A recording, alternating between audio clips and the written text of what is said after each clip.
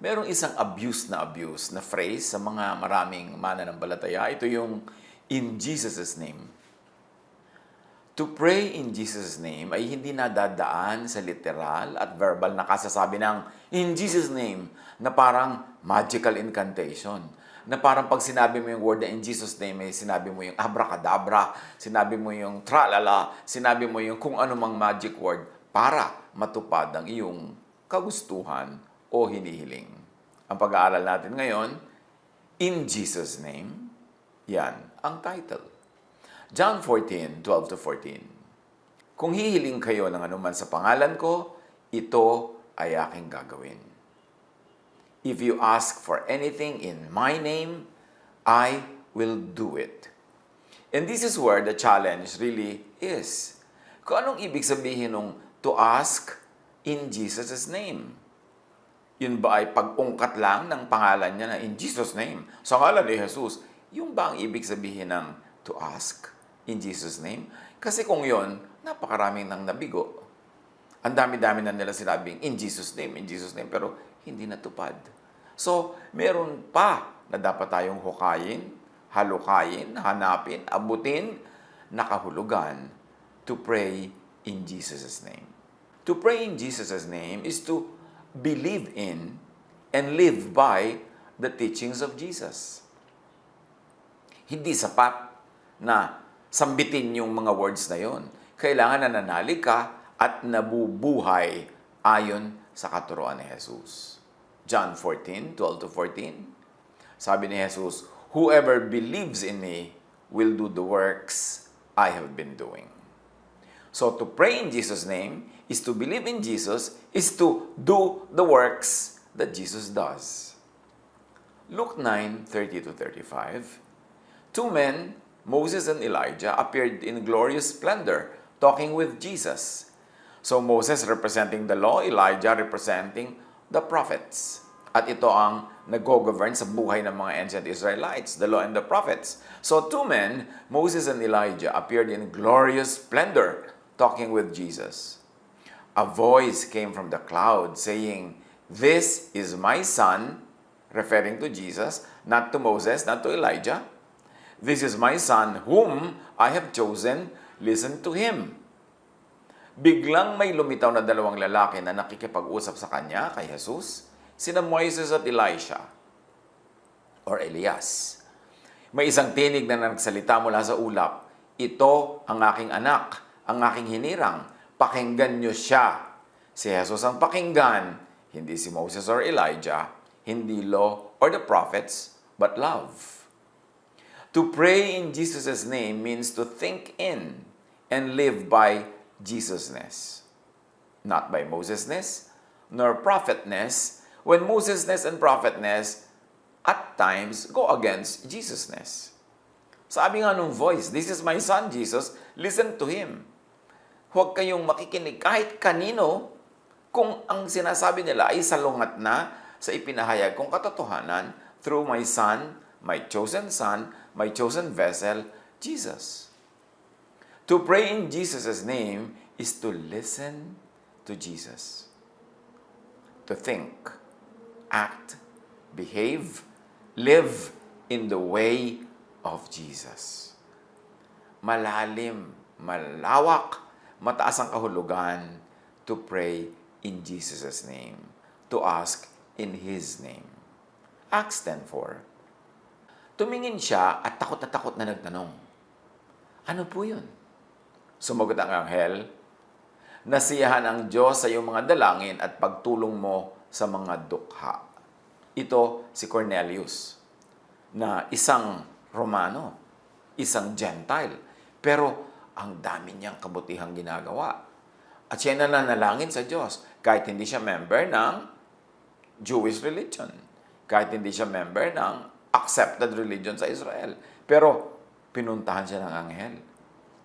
Nag-utos ang Diyos sa anghel na pumunta kay Cornelius kasi natutuwa ang Diyos kay Cornelius kahit hindi siya Jew, kahit hindi siya nananalangin in the way of the Jews, kahit hindi siya member ng religion ng mga Jews. So remember, ano daw ay kinatuwa ng Diyos? Prayers ni Cornelius and gifts to the poor.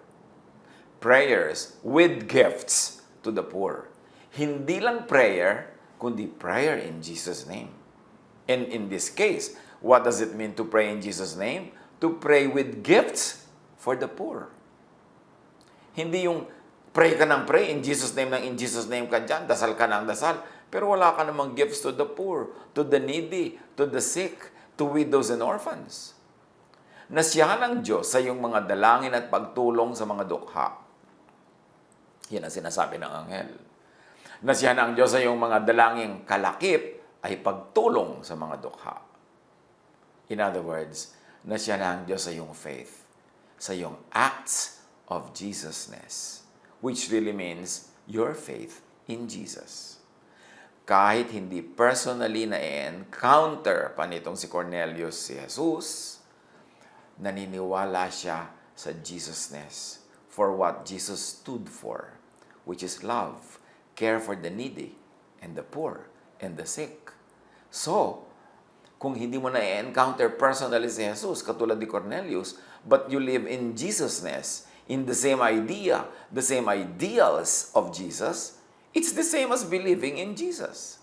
Believing in the person, and believing in the ideas that the person taught and stood for, that is the same thing. Kaya it is very, very possible to believe in Jesus by believing in and acting in Jesusness. This is a sublime example of Cornelius. Philippians 1:9. Idinadalangin ko sa Diyos na ang inyong pag-ibig ay patuloy na sumagana at masangkapan ng malinaw na kaalaman at pagkaunawa. Yan ang mahalaga. Malinaw na kaalaman at pagkaunawa. Malinaw na kaalaman at pagkaunawa what it means to pray in the name of Jesus. Hindi lang magical na pagsambit at pag-ulit-ulit nung sa ngalan ni Jesus, in the name of Jesus, no.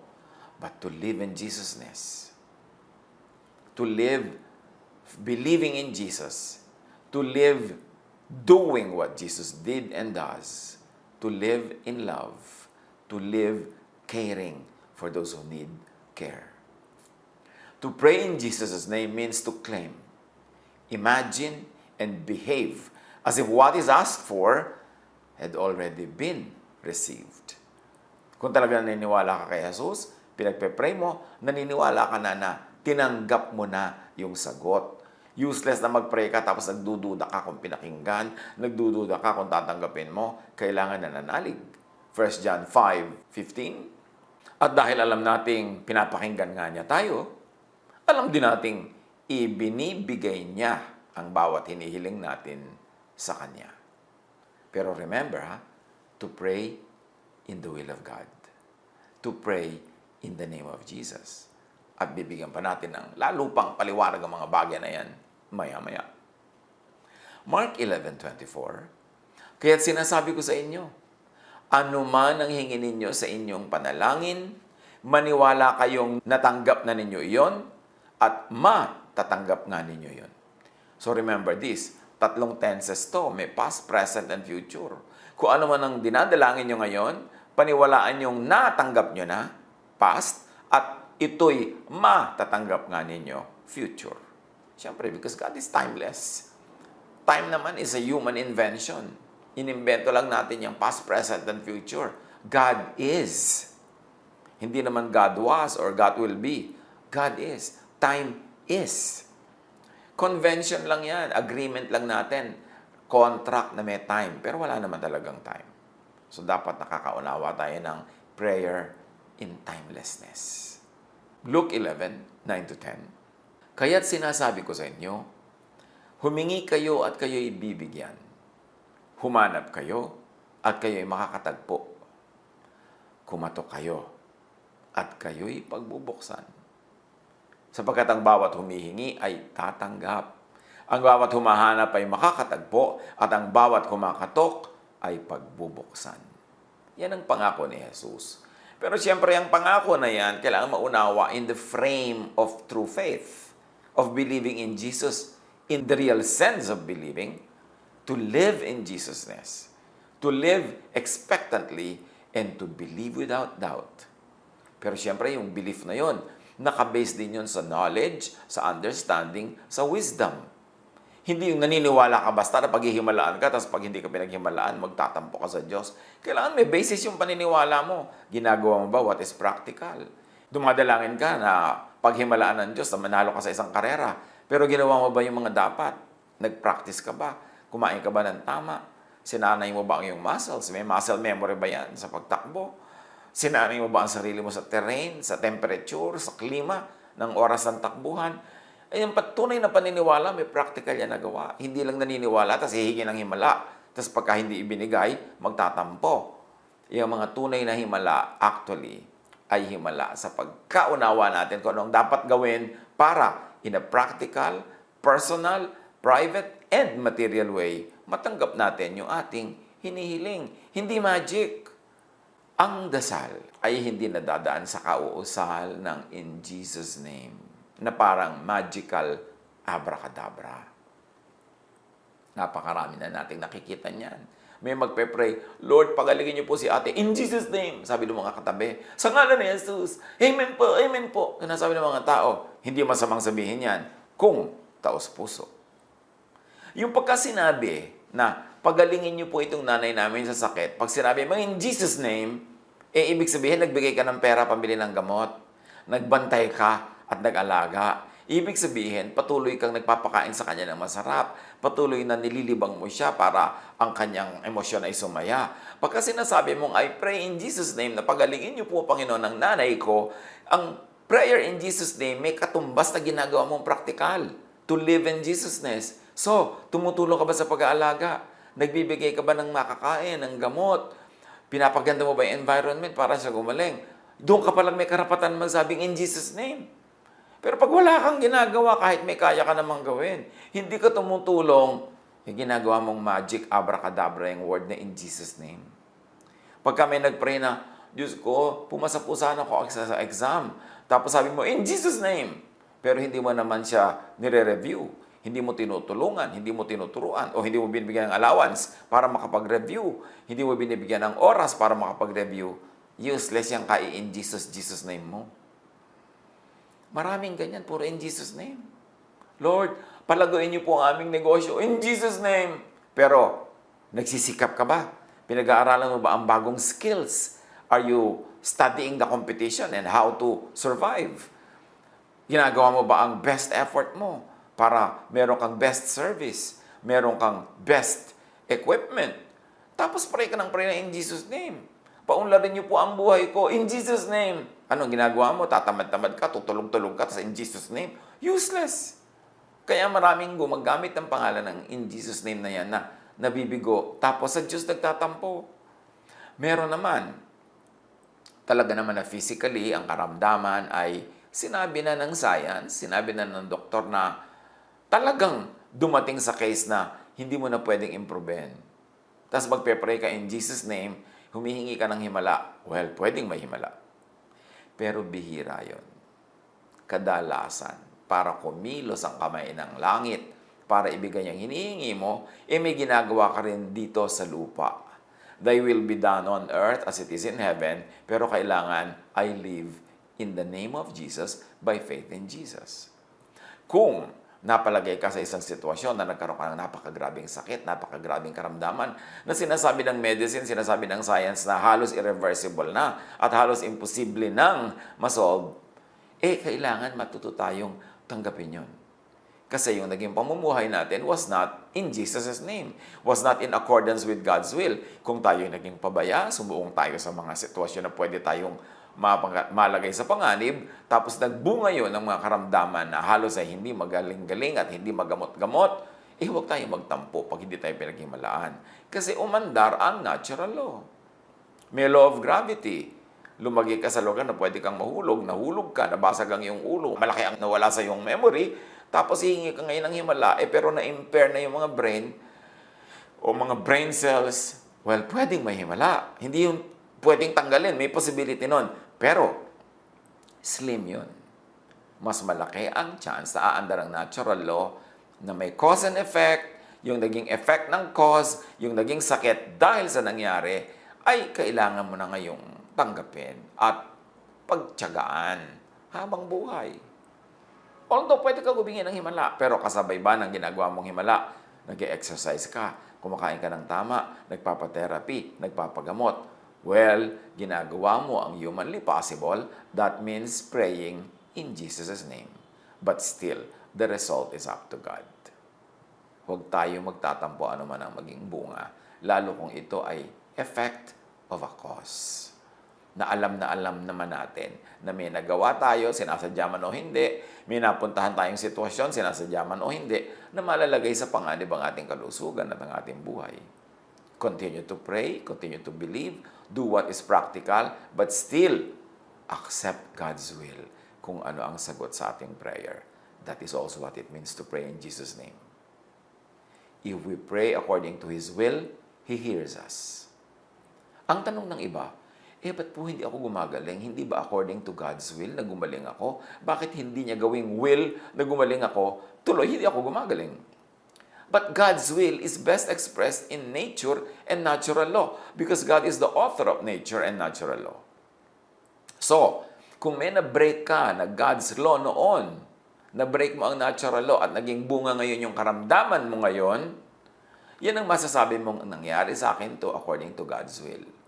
But don't ever think na inisip ng Diyos na ihulog ka, iumpog ka, baliin ang iyong buto, maging pilay ka, magkaroon ka ng karamdaman. Hindi niya yun will. Ang will niya is that you will have a good life, that you will have a pleasant, fruitful life. But ang will din ng Diyos nasa nature. May gravity, may velocity. Meron kung ano-anong laws of physics, laws of chemistry, laws of electricity. Hinawakan mo o nahawakan ng live wire na sunog ka, God's will ba yon? Yes, according to God's natural law. Kasi nakatakda yon. Pero hindi God's will na i-assign ka na masunog doon. Naglagay ka, nalagay ka sa lugar na masusunog ka, nangyari ang natural law, which is God's will.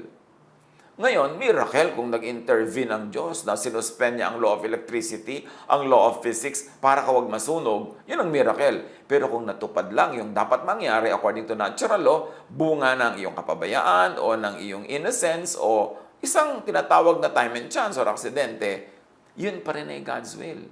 But do not think na inassign ka ng Diyos na makuryente doon. Ikaw nagpa siya magpunta doon, ikaw humawak, o may mga taong naging dahilan para mapunta ka doon at mapahawak ka, kaya ka na kuryente. Pero God's will ba na masunog ang isang bagay na dumidikit sa kuryente? Yes, kasi yun ang natural law. Pero hindi ka inassign ng Diyos. Hindi niya will na ikaw ang magkaganon at hindi niya will na magkaganon ka, but natural law works automatically. Ngayon, gusto mong gumaling sa mga naging sakit mo dahil sa natural law, gawin mo rin what is natural para ka gumaling. Mag-therapy, kumain ng mabuti, magpagamot, gumamit ng siyensya, and pray, and yes, ask for a miracle. Nasa Diyos naman yan kung gagawin niya. Pero hindi niya tungkulin na mag-miracle. Kasi ginawa na niya ang lahat ng natural law. Ang tungkulin natin, alamin yon at mabuhay ayon sa mga sinasabi ng natural law para hindi tayo umani ng masaklap na bunga dahil sa pag-break ng natural law. Pero tulad ng sinabi natin kanina, iuulitin ko, ang dasal ay hindi nadadaan sa kauusal ng in Jesus' name na parang magical abracadabra. Matthew 7:22-24. Sa araw ng paghuhukom, marami ang magsasabi sa akin, Panginoon, hindi po ba't sa inyong pangalan ay nangaral kami? Nagpalaya sa mga demonyo at gumawa ng mga himala? O ayan na naman, in Jesus' name, gumawa daw ng pangangaral, nagpalaya sa mga demonyo, gumawa ng mga himala. Ngunit sasabihin ko sa kanila, sabi ni Jesus, hindi ko kayo kilala. Lumayo kayo sa akin. Kayong mga gumagawa ng kasamaan. So you see, maraming gumagawa ng religious work in Jesus' name. Maraming gumagawa ng kung ano-ano sa pangalan ni Jesus. Pero sabi ni Jesus, hindi ko kayo kilala. Kayo yung mga gumagawa ng kasamaan. So, in Jesus' name lang sila sa salita, pero sa gawa, kasamaan ang ginagawa nila. Kasamaan sa kapwa. At marami silang ginagawang religious activities, religious decisions, na actually nakakasakit sa kapwa. Sa kanilang mga ginajudge, sa kanilang mga ipinupwera, sa kanilang mga binabato. Sabi ni Jesus, hindi ko kayo kilala kahit usal kayo ng usal ng in Jesus' name. O kaya nagpapanggap kayong ginagawa nyo ang lahat in the name of God or in the name of Jesus. No, no, no, no. I don't know you. Why? Because you did not live in Jesusness. You only used and abused the name Jesus, but you never really lived in Jesusness. Kasi in the name of Jesus as thou, but in the way and style of the teachers of the law and Pharisees, ang kanilang style, at hindi yun pasado kay Jesus. Kahit anong kauusal at kauulit mo in the name of Jesus, pero pag ang puso mo is not in Jesusness, ang ginagawa mo ay hindi kindness and love, baliwala ang lahat. Sayang lang yung kain in Jesus' name na yan. Kailangan may pagkakakilala at pagkaunawa kay Jesus. Kailangan may gawa bilang bunga ng pagkakilala at pagkaunawa kay Jesus. Kailangan may tunay na pananalig at yan ang tunay na pananalig. Hindi pagsasalita ng in Jesus' name. Mark 9:23. May nagtanong kay Jesus, if you can make us this and that. Sabi ni Jesus, if you can, everything is possible for one who believes. So kahit pa nga kung minsan nasadlak tayo sa isang cause and effect or effect ng isang cause na parang by natural law, imposible na tayong gumaling, imposible nang may mangyari, merong such a thing as faith that can move mountains. There is such a thing as himala. Meron nun. Hindi yun nawawala. Pero hindi yun obligasyon ng Diyos. Privilege na iginagawad niya kung sino ang paggawaran niya. At tayo hindi dapat magtampo kung hindi natin natatanggap yun. Mark 5:36, overhearing what they said, Jesus told him, don't be afraid. Just believe. Huwag kang matakot. Manampalataya ka lamang. Kailangan ang dasal ay spirit-led.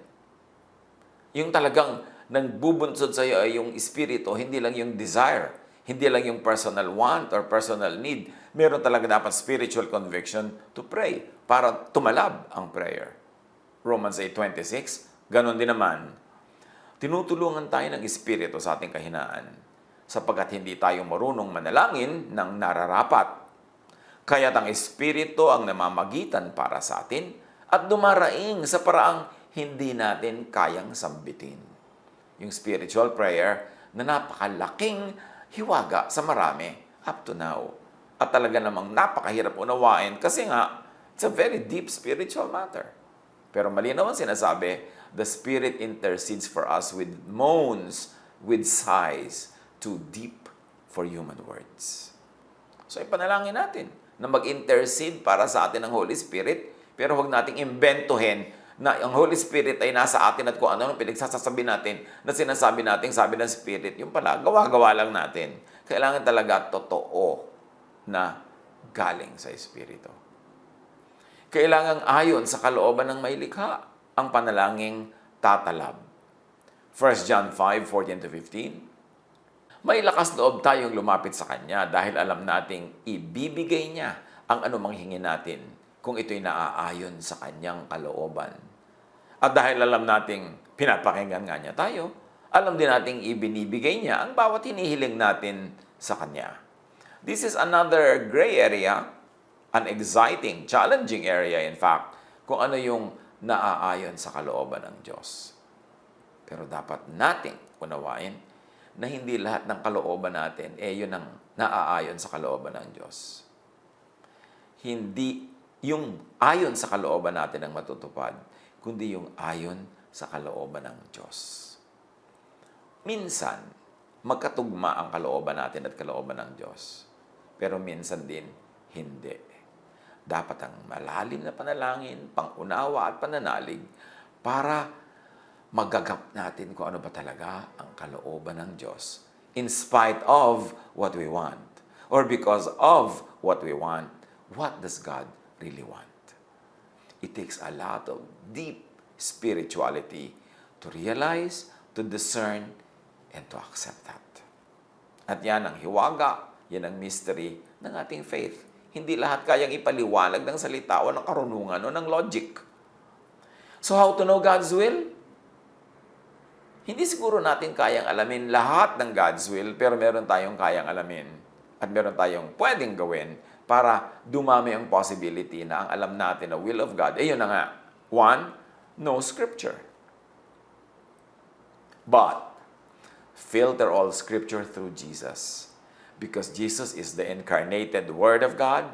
Jesus is the living Word of God against just written Word of God or carved in stone Word of God. Jesus is the living Word. So si Jesus ang may final say even as to what the written Word means. Even as to how to apply the written Word. Because Jesus is the living Word. Siya yung contemporary, siya yung laging on time, laging in time, laging nasa tamang oras. Kasi hindi siya antique, hindi siya antiquated, siya ay living Word. No Scripture. Because Jesus is the expression and revelation of God's true will. So sa lain, sa Jesus filter, ang lahat ng itinuturo ng Scripture, ng written Word, para malaman mo kung ano yung ilalagay na sa file, hindi na kasi effective, kasi pinalitan na, nirefresh na, nilagyan na ng bagong kahulugan ni Jesus, who is the living Word, and definitely is above the printed Word. And this is what it means to pray in Jesus' name. Salain ang ating desires, salain ang even ang ating understanding, ang ating theology, sa theology ni Jesus. How to know God's will? No natural law. Tulad ng mga sinabi na natin kanina. Alamin ang laws of science because God is the author of science. Science could be God's prophet kasi science tells us how God works. To pray according to God's will is to pray according to God's natural law. Unang-una, ang tunay mong prayer hindi dapat kontra sa natural law. Dapat ayon sa natural law. Kasi pag kumontra ka sa natural law, sa laws of nature, sa laws of gravity, sa laws of physics, ang kinokontra mo yung gumawa ng law, who is God. So to pray really is to live by God's natural law. In fact, if you live by God's natural law, napakalaki ng posibilidad that you won't even have to pray for an intervention or a miracle kasi if P, then Q. Kasi, cause and effect. Gusto mo ng ganitong effect, edi ang gawin mo yung ganong cause para lumabas yung effect na gusto mo. Sabi ng natural law, at sinasabi ng Romans 1:20, mula pa ng likhain ng Diyos ang sanlibutan, ang kanyang likas na hindi nakikita, ang kanyang kapangyarihang walang hanggan, at ang kanyang pagka-Diyos, ay maliwanag na inihahayag ng kanyang mga ginawa, kaya't wala na silang maidadahilan pa. Gusto mo daw makilala ang Diyos? Kilalanin mo ang nature, kilalanin mo ang science, kilalanin mo ang natural law. Kasi yung mga ginawa niya, yung nilikha niya, the created world, the created universe, is an expression of who God is. Hindi mo na kailangan lumipad at pumailang lang sa mga kalangitan para hanapin ang Diyos. Makikita mo ang kanyang karunungan, ang kanyang will sa pagpatak ng tubig, sa loob ng mga cells, sa mga halaman, sa power of the law of nature, sa mga tides and seasons and wind. Makikita mo dun ang kalooban ng Diyos. To ask in Jesus' name is to pray according to God's will, is to pray according to God's natural law, is to live by God's natural law. Huwag gawing automatic magpaasa o blindly umasa sa faith or prayer which is against natural law. Yung iba kasi, mag-pray ka, manalig ka, pero yung pinagpe-pray at pinananaligan kontra sa natural law, kontra sa science, kontra sa likha ng Diyos. Paano mo papagawin ng Diyos against Himself? Against His own laws? Correctly hope, correctly believe, and correctly pray in Jesus' name. Which means, kilalanin ang natural law, live by natural law. Pero huwag ka magpalimit dyan all the time. Kasi meron naman talagang himala. At meron din sinasabi sa Solomon, time and chance happens to all. Pero huwag yan ang asahan sa pang-araw-araw at pangkaraniwang buhay. Yan ay kakaiba, extraordinary. Sa pang-araw-araw, sa pangkaraniwang buhay, live by natural law. Live in Jesus' name. Do what is good. Do what is kind. Be loving. And then you are praying in Jesus' name. At diyan natin makikita ang mahiwaga at makapangyarihang pagkilos ng pag-ibig ng Diyos. Huwag umasa sa mga abracadabra. huwag umasa sa paulit-ulit na pag-ungkat ng pangalan ni Jesus na wala namang katumbas na good works, walang katumbas na love, walang katumbas na pagsunod sa natural law. Mapipigo ka lang at magtatampo ka pa siguro sa Diyos pag gano'n na nangyari. Maraming mga mito at alamat ang buhay Kristiyano. Napulot natin kung kani-kaninong mga teachers, napulot natin kung kani-kaninong mga nauna sa atin sa pananampalataya. Pero obserbahan nyo if it works. Kasi marami hindi. So dapat baguhin, dapat improvein. Sabi ni Paul, when I was a child, I thought like a child. I reasoned like a child. I spoke like a child. But now that I'm a mature man, I gave up childish ways. Ganon din dapat sa pananampalataya. May mga una tayong nalaman noon na sa paglago natin, nalalaman natin, ay, pang-isip batang Kristiyano pala yan. Dapat palitan, dapat baguhin, dapat lumago. At isa dyan, isa sa mga pinakagrabing na-abuse, yung in Jesus name na yan, at nagiging dahilan din ng frustration kasi hindi nagbubunga ng hinahangad. Alamin what it means to pray in Jesus' name. That means to live in Jesus' name. To live with knowledge and appreciation of scientific laws, of the laws of nature, and to accept effects of causes. To work hard, to negate or to change and to improve on the effects of negative causes. And also, yes, to believe and pray for miracles. Lahat yan, pag pinagsama-sama natin sa tamang timpla, sa magandang timpla, magiging bunga, is a life that is full of blessings, full of fruits of happiness and joy. Pagpalain tayo ng Panginoon, unawain talaga, and pray in Jesus' name because it works. But it works only when done according to God's will, when done correctly. God bless us all.